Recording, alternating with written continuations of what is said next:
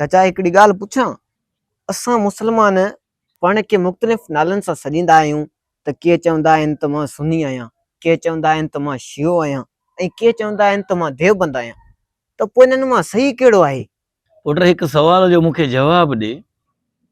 इन्हनि सभिनीनि मां सभई नमाज़ूं बि पढ़नि था, रोज़ा बि रखनि था, ग़रीबनि जो मदद बि कनि था ऐं इबादतूं बि जाम कनि था, पर अलाह वटि इन्हनि सभिनीनि मां क़ीमती केरु आहे?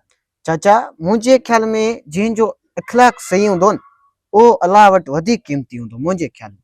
बिल्कुलु पुट, ईअं ई आहे। अल्लाह पाक इंसान जी दिलि, नियत ऐं उनजे अमल खे ॾिसे थो। बिल्कुलु सही ॻाल्हि आहे चाचा, त पोइ असांखे छा करणु घुरिजे? पुट भली केर बि कहिड़े फिरके जो हुजे न, हिक ॿिए जी इज़त करणु घुरिजे, नफ़रतूं न फैलाइणु घुरिजनि। भली केतिरा बि खणी हिक ॿिए सां इख़्तिलाफ़ात हुजनि न, पर पोइ बि मोहबत जो दर्स ॾियनि।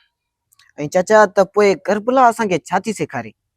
पुट करबला असांखे सेखारे पई थी त सच ते क़ाइमु रहो, ज़ालिम जे अॻियां न झुको, इंसानियत जो साथ ॾियो ऐं हक़ ते क़ाइमु रहो। दोस्तो असां सभु पाण खे हिक ॿिए खे मुस्लमान सम्झी करे, मुस्लमान भाइर सम्झी करे, फिरका वरियत खां हटी करे हिक ॿिए सां मोहबतूं कयूं, हिक ॿिए सां प्यार कयूं, हिक ॿिए जे ॾुखनि खे सम्झूं, हिक ॿिए जे गमनि खे सम्झूं, त यकीन कयो त असांजे दिलनि में कॾहिं बि नफ़रत पैदा कोन थींदा।